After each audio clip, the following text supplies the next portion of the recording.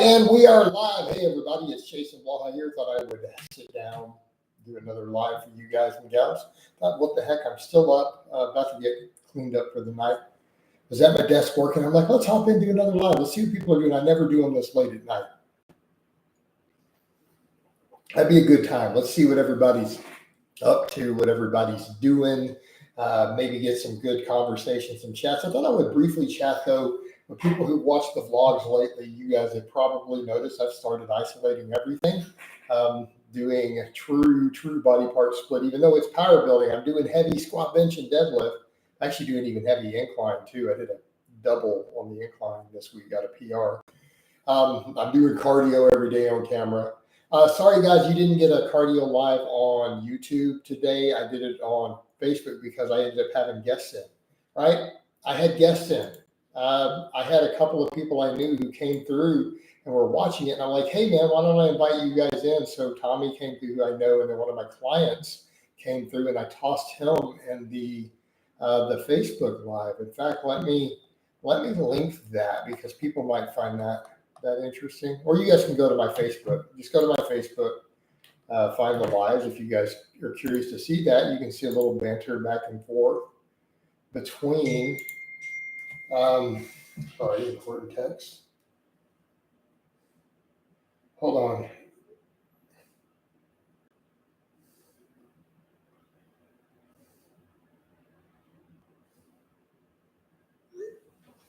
Okay. All right. Kind of an important text. Let me come back over and find this screen. We lost it. All right. So if you guys check there, though, there's a live there today where I had a couple different people come in.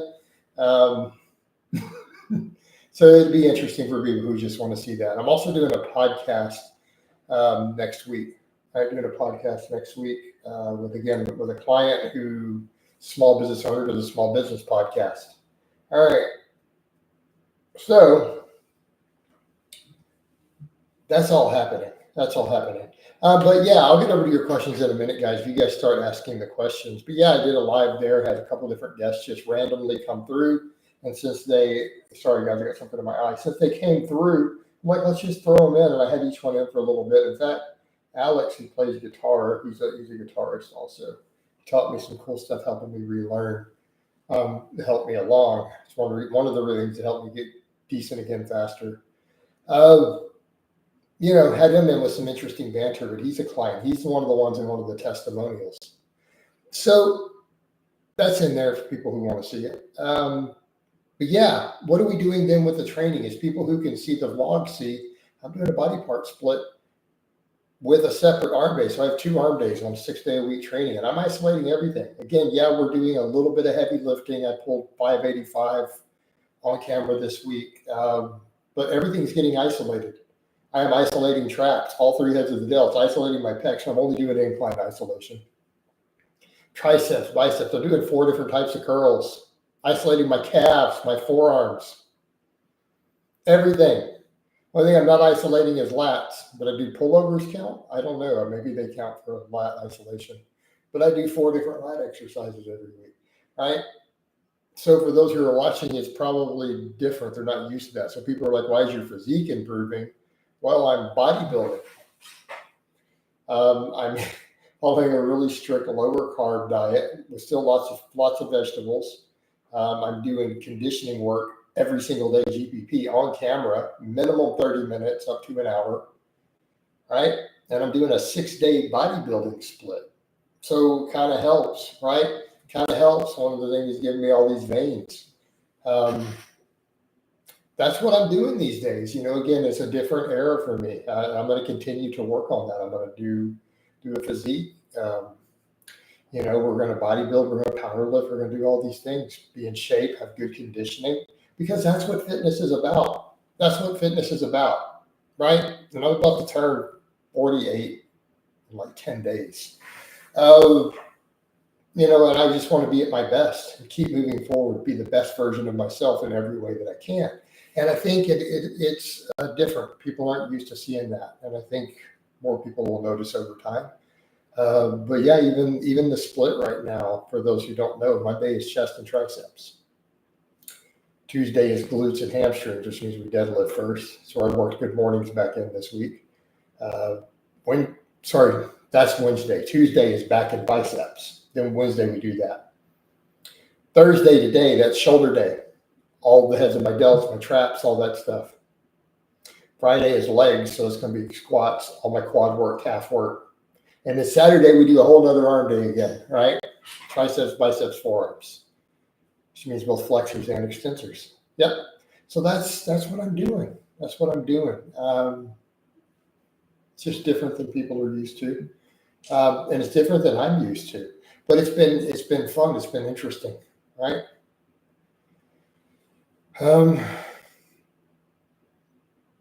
Hibachi, you should probably completely reword your question. I've always focused on heavy compound movements, including now. Keep in mind, I'm much lighter than when I was at my strongest. So there's your problem. I've lost body fat. So my squat is nowhere near. My deadlift is close. My bench is just as strong as it's ever been, if not, So the bench has done really well with the bodybuilding, but I'm at a lighter body weight. So let's get over these questions. Do you think lifting affects hair loss? No, in no way is there any pathway I can possibly imagine where lifting affects hair loss positively or negatively. All right, your next question. If I went from a 155 to 185 and increased my bench and overhead press to 185 by 5 or 140 times 4, should I keep going a bit slower? Maybe on 510 was 5. Bro, your question is so all over the place. I don't know. I have no idea what you're asking me. Man, it sounds like a 155 to 185 is a big bulk. How fat did you get? Do you have abs? Or did you lose your abs? Because I'm going to say if you weigh 185 and you bench your body weight for 5, I don't think you're very lean. I think you gained a lot of body fat, bro. I might consider cutting and then not bulking as aggressively next time, or recomp for a while. That's a possibility. Because again, your bench, what are you squatting and deadlifting? Because unless they are absolutely monstrous and you have enormous legs, you see where I'm about to go with this? That bench tells me you don't have a whole lot of low upper body muscle. Okay, so your bench, you're squatting that and you bulked up from 155 to 185, and those are your numbers.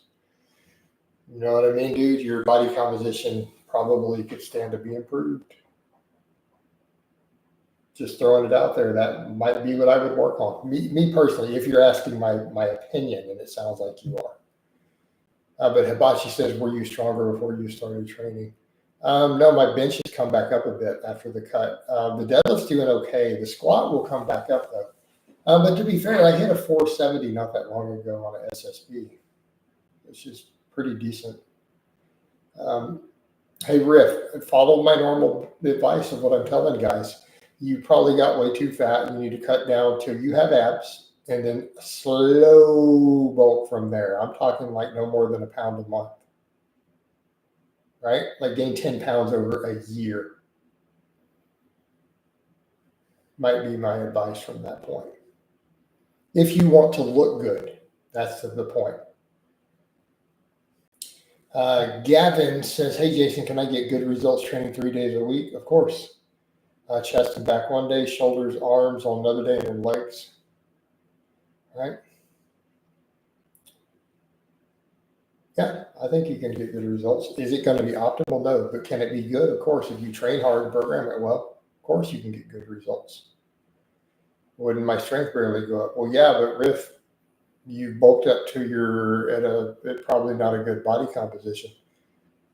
See the problem? Well, I don't know what's causing your low back pain. That sounds like you need serious one-on-one help. I'm not going to be able to. I do not give advice for back pain in a general video or in a live environment like this. In a public situation to a larger audience visible, I will never give advice on back pain. That's just irresponsible.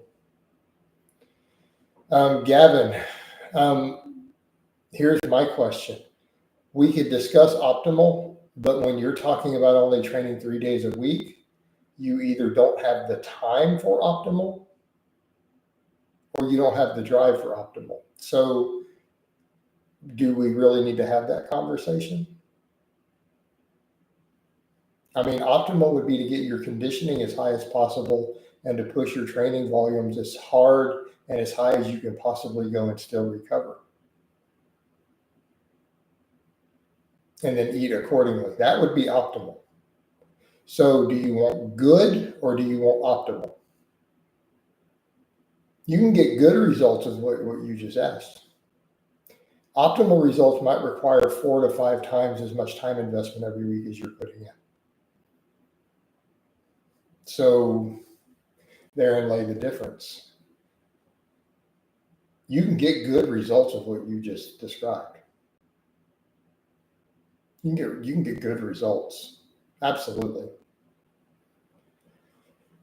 How can I get my squat and deadlift up if I fixed my back pain these last weeks? Well, you need good programming.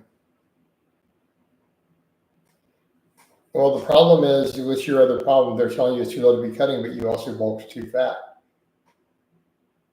So do they have your best interest in mind there? No, of course your strength isn't high enough to where you would have earned a cut.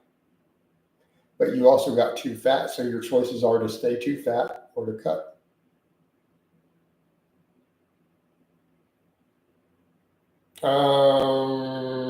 Kyle, that's a really weird first question. Hey, Kyle, you do know that what you just typed is the very first thing I've ever seen from you.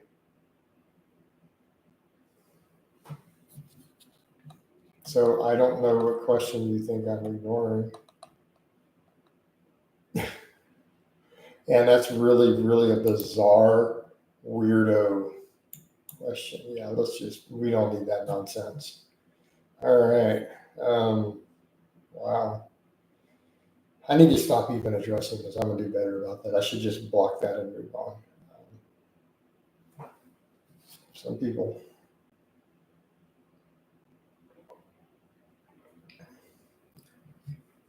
Okay. Yeah, Riff, I mean, you shouldn't have bulked that much. That's way too high for where you're at. No, what do you mean to 200? No, I think that you don't follow my advice. I mean, Riff, so if you watch my channel and you follow what I've been saying lately, you already know the answer is number one, you already messed up. You shouldn't have bulked that fast. That is excessive. I've made lots of videos on how that causes problems. Okay. Now you can't build a time machine and go back in time. Right? You already messed up. So you have to fix your mistake and then not make the mistake again. Because they don't have your best interest in mind, and it's I don't care. Actually, who cares? Or you're asking me why a bunch of noobs are giving you bad advice. Well, because there are a bunch of noobs who are giving bad advice. That's why. How's that for fair? That's why they're giving you bad advice, because they don't know any better. So you've now come to someone who coaches full-time, decades of experience. Okay. And I'm telling you, you already messed up. You already got fat. You need to cut. And next time, you need to accept that, unless you're happy being fat, because if you slow bulk from where you are, you're going to get fatter. Okay? Let's just accept that. I would recommend you get down to a body fat to where you think you look good and you look healthy and fit, a body fat that you're comfortable being at for years. Okay? And then you slow bulk. Extremely slow bulk. I'm talking no more than 10 pounds per year. Okay? Then you won't gain fat. Then you'll make good solid gains. All right. Gavin, I haven't touched the vertical diet in I don't know how many years. That seems kind of strange. No, I rotate through different approaches. Follow me on Facebook, Gavin. You'll see my grocery shopping. You'll see my meals. You'll see what I eat. Yeah. RPK says, so glad I never did this dirty bulking BS. Stayed at 160 last 2 years and put 50 pounds on my bench, 100 pounds. Wow. And then see, you can just slowly go up lean from there, dude. LinkedIn partials versus full range of motion. Why would you think LinkedIn partials should be done? I mean, you had a little bit of data suggesting that as a gimmick, right? And then newer studies are kind of saying, no, not really even true. And that pretty much sums it up. It's been a gimmick for certain evidence-based circles for the last year, and it'll fade, because you remember when it was all shortened position, right? You remember when it was all shortened position? Is that what Nippert stuff says? That's not what I'm seeing him say as of the last week. So back to that point, Hibachi, do you remember when on YouTube, shortened position exercises were all the rage, and all the experts and PhDs were ranting and raving about specific shortened position movements being the king, the number one, the key, the secret? Brett Contreras and all those guys, Dr. Brett Contreras, you remember all that? So that was the pendulum then. Then it's been, for this little wave, it's been lengthened position exercises and partials, and then it'll go back to full range of motion. Then it'll go back to you need all three, and then it'll rotate through the cycle again. Stick in this game a few decades and you'll watch this pattern. So what are my thoughts on it? It's the flavor of the week. It's the flavor of the week, and the PhDs will in the field will have a totally different flavor of the week. They'll be marketing in 2 or 3 years. We should be back any moment. We're going to go back to, you actually need all three angles for optimal development. And you usually might even need 3 different exercises to achieve them. We're going to come back to that again, which I think is a pretty decent approach. I don't think it's a bad idea. They used to call it, used to be marketed in all the same circles, right? Before YouTube was really a thing, it was all the magazines and stuff, right? It was called positions of flexion. You guys remember that? And that was what all the best experts with degrees in the field were telling you that you needed to do. This positions of flexion. You needed a shortened, a lengthened, and a mid-range position exercise to fully develop every muscle. It was required. All right. Hey, Riff, you're spinning your wheels because you're doing stuff wrong. Look, Riff, just put in an application, dude. I'll coach you. I'll fix this stuff. I'm running a special. Put the application in. I'll sort you out. It's $200 a month at the moment. If you've been spinning your wheels that many years, you know that you need to just hire someone. I got you. I'll fix this. But if you don't listen, then it won't be my fault. I fix this stuff all the time. Is 200 calories a day bulk good for slow bulk? How do you know that it's 200? How about you just track the scale really close? I mean, 200 is still pretty big. I mean, you don't even have to gain that fast. The research shows you don't even need that much to maximize 100% of possible muscle growth.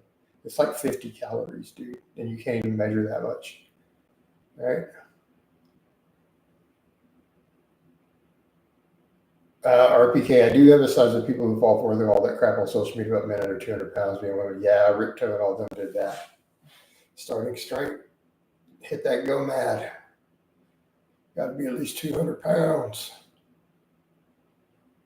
I feel my bench getting weaker quick on a deficit. Then you're cutting too fast. Riff, it sounds to me like you bulk too fast and cut too fast. That shouldn't be happening either. So therein lay the problem. You are impatient, and therefore you've done too fast to bulks, too fast to cuts, back and forth, instead of just consistently saying, man, I could have just gained 10 pounds a year for the last 3 years. Well, who cares if it hardly goes up, Riff? Let me ask you a question. Is what you are doing now, has it worked? Or are you still weak? I mean, you're saying, well, if I do this and I do that, I have this problem. This is too slow and this happens, right? So what's been the end result of the way that you've solved it? You're now 185, too fat, and you're still weak. How's that working? Has doing what you think you need to do produced results? Unless that was the desired result, weak, hurt back, body fat too high. That's the intended result. Like if a person told me that was their goal, I would have them bulk really fat, 30 pounds in a short period of time, and then cut, lose all their strength and all their gains, and repeat the process over and over and over. That's exactly what I would do if someone said, I want to pay you to make sure I spin my wheels and don't gain anything. That is literally what I would have you do. Like I would prescribe it to make sure if that's what you paid me to do. Like if I wanted to guarantee it, but you're still training hard while doing it. Okay. So cut to the desired body fat and lean bulk, and don't ever deviate from the lean bulking again. Gain slow. Okay. Super slow. 10 pounds a year is perfectly fine. Do that for 3 years straight. But don't gain more than that. So you cut down now to 160 and then you gain 10 pounds every year for the next 3 years up to 190. While training correctly, training hard. Get on a reverse hyper to fix that low back issue. Get on proper programming and not just strong lifts. Add some curls, add some shoulder work. And then as you get more, after you get through the first 6 months of that, then go on a more complex program. Do that for 3 years. Hire me and I'll write it for you. And then you'll be way bigger and way leaner and way stronger than you are right now after years of spinning wheels. Okay. Do you agree with Brad Schoenfeld's? No, not all of them. I think there's good and bad. It's just the same issue we run into with exercise science. So there's problems.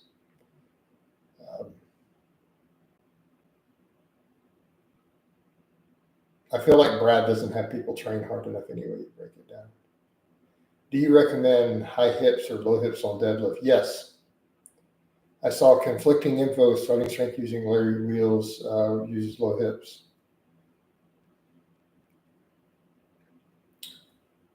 There is no opinion. Okay, let me be clear. There is no opinion that is valid on high versus low hips. The only opinion that matters is what is your moment arms for you. How long are your arms, your legs, and your torso personally? That will determine how high or how low your hips need to be on the deadlift. It's 100% based on your personal biomechanics. So anyone who tells you high hips or low hips are better, as a general rule, doesn't know how to deadlift. Or they only know how to deadlift for themselves. They don't know how to teach the deadlift. There's an optimal hip height for your personal biomechanics.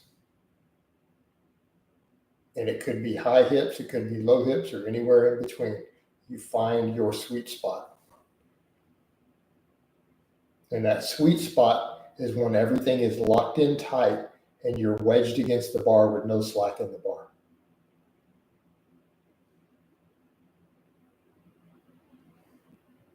When you can pull yourself into that position, and when you're there, it's tight, everything locks in when you hit that exact spot. You watch me do it all the time when I deadlift, by the way. You see me pull into that spot. No, Rick, you should actively try to gain strength while you cut. Dude, you bulked up fat. There's no reason you can't slow cut and continue to make gains. Cut slow. So you're talking about a 25-pound weight loss. You do know I'm not talking about it in 10 weeks, right? I'm talking cut like a year. while making gains, and then slow bulk from there. Quit doing fast bulks and fast cuts. That's what's putting you into this situation to begin with. You shouldn't be gaining significant fat on a slow bulk, and you should be able to make at least some progress on a slow cut. Like, you should gain some muscle and strength. Would I be able to hit? Well, I don't know. I don't know your mechanics, your genetics, your stats, your height, your weight, so I can't answer that. Losing weight doesn't automatically equal strength loss. People need to ditch that mindset. Yeah, that's a problem. I mean, really, if we go with what all the best coaches are telling you, on a proper slow cut, you should be able to gain some strength in theory, at least hypothetically. Right?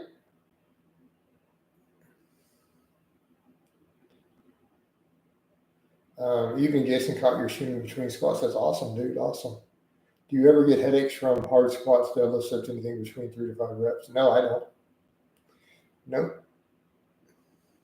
I get headaches from sleeping on the pillow incorrectly, not from lifting. Brandlet says, it's true, it's hard to know general questions without knowing a million details. Yeah, sometimes. I mean, would it take a long time because I'm going to be gaining 1 pound a month? What should my deficit look like? It should be a small deficit, like a couple hundred calories. Slow cut.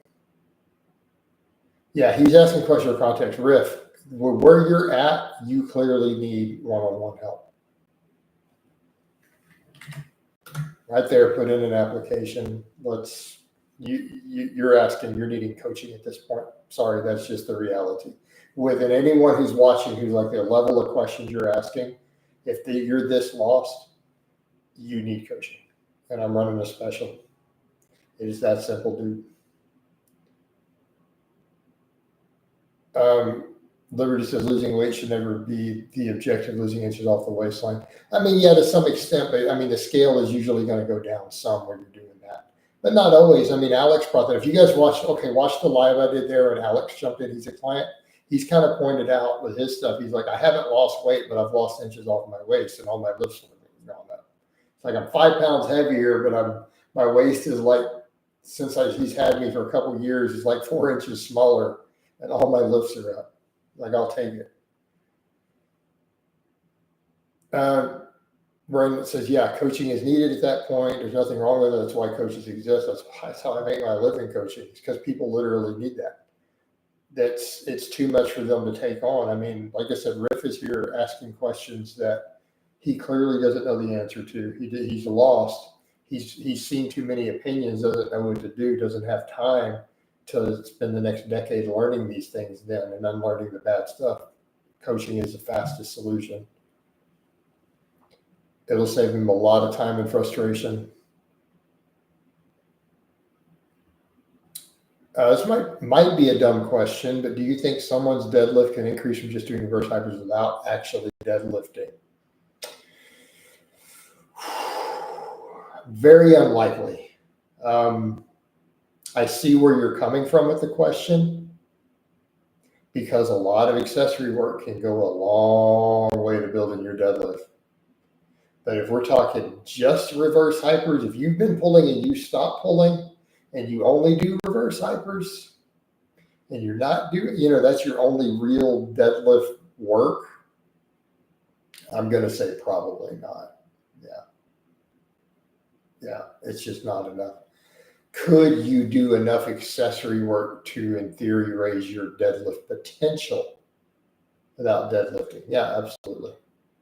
But it's going to be relative to how much potential we're talking and how much you were deadlifting already. I mean, are you asking me, could I take a rank novice who's never done a deadlift in their life, build them up on a bunch of accessory lifts and have them pull 405 their very first day ever doing a deadlift? Yes.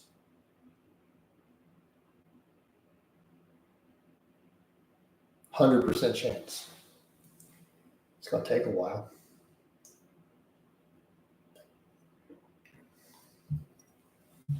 They're going to be real strong on good mornings and reverse hypers and pull-ups and rows by the time that happens.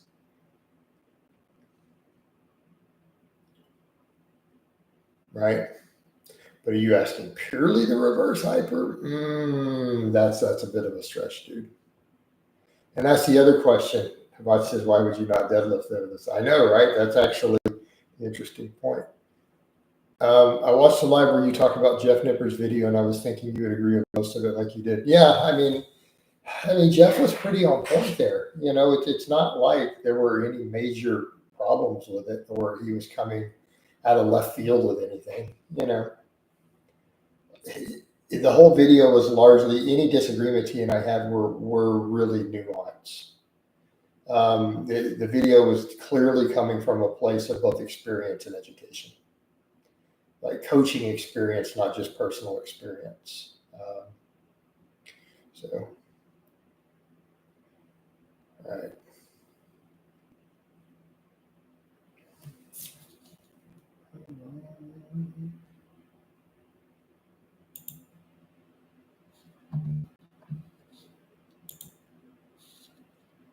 What's Jared sending me? So that I need to check real quick. Oh, my friend sent me something cool. I don't know what that is. Well, let me ask him what that is.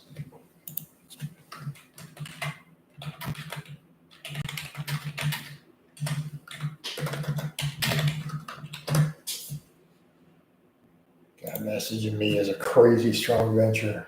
Jared, dude, mastery lifter benches over 500 roll. It's like linking me someone's Instagram and I have no idea why. Like, what are you linking me, dude? All right. All right, you guys got anything else interesting here? It's 9 o'clock here. I'm probably about to wind this down. Probably, unless something happens here. I was wondering because one of my buddies herniated his disc from a car accident, can't deadlift. Oh, man. Well, in that case, does it matter? His deadlift isn't going to go up. How about he just rebuilds himself, does his reverse hypers, does what he can do, and then gets himself healed and rehabbed and sorted, right? And then worry about the deadlift later. I mean, so that's the way you have to look at a situation like that. All right. Randall says you're looking very lean. Appreciate it, man. Thank you. Slowly but surely. You saw the pictures and vlogs today, I guess. Right? Hopefully everyone saw that. All the pictures are up here on the Facebook too. I uploaded a bunch of the snapshots. You guys can see what's going on, but it's coming along. Chipping away the body fat, building that muscle bit by bit by bit. Just enjoying the process. It's about the journey. That's why when people ask me that and I say, I've got kind of a goal look, but it's the journey. It's like I don't obsess over the end goal. I'm obsessing over the process because that's how you get there. You have to learn to enjoy that journey. So what I do, I look forward to every workout right now, right? So I remind myself every morning when I get up and I get ready to train that I am lucky to be able to train. And I look forward to that workout, and you approach it with that mindset every single day. So for me, even that, it's about I'm getting in, focusing on building every one of those muscles. I'm not spending during the working out. I'm not thinking about the long game. I'm thinking about the moment, being in that moment and that process of stimulating as much muscle growth as I can, right? Focusing on quality sets. How can I improve the set quality? How can I do this better? Can I push these sets hard? Can I handle a little more weight? Am I working enough angles? Didn't just work everything. And it's all of that way. Learning to enjoy the process. One reason I'm streaming all the cardio.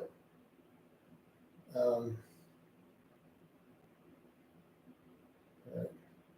Yeah, Tynell, that is literally not what I said at all, by the way.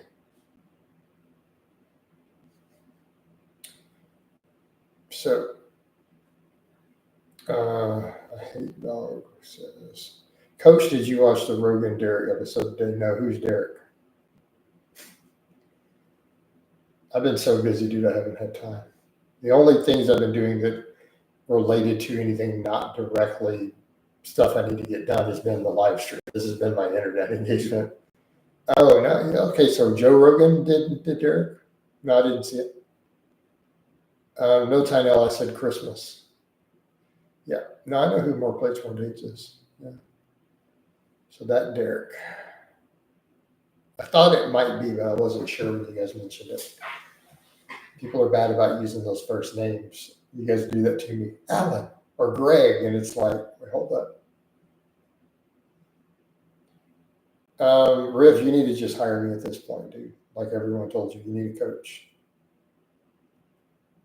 Do you take melatonin? It's hard for me to sleep when I fast. Yes, I do melatonin. You talk about the benefits of creatine. Okay, interesting. I'm more interested in the possible cognitive side of creatine at this point. It's getting late, guys. It's getting my bedtime. All right. So I think I'm about to wind this down. Time for Coach to get a hot bath and get to bed. You need to watch the Facebook. I did the whole thing on Facebook today. And it's a Tynell, go in there, dude. I had multiple guests come in. Multiple people I knew jumped into the stream, so I invited them in while I did 45, 50 minutes of walking. New shirt. What new shirt? I haven't bought any new shirts in a while. Talking about these black ones, this whole collection. I got like 10 of these, dude. Look, these black shirts. These are like my normal, everyday. I haven't bought any like this year at all, so I don't know why you think. All right, whatever, dude. Use my normal shirts. That's why I like these black button-down shirts. My favorite one is my Rock Roll and Soul one. I need to get more from them. All right. Well, I don't know if you've seen this one or not either. It's probably been in some of the lives. They go through the laundry rotation. So I coach at 160. All right. No, Riff, you hire me to coach you. That's what you need at this point. Put in the application. I got you. All right, guys. I'm going to go ahead and wind this down. Love all you guys and gals. I hope it's been informative. And I'll talk to you next time.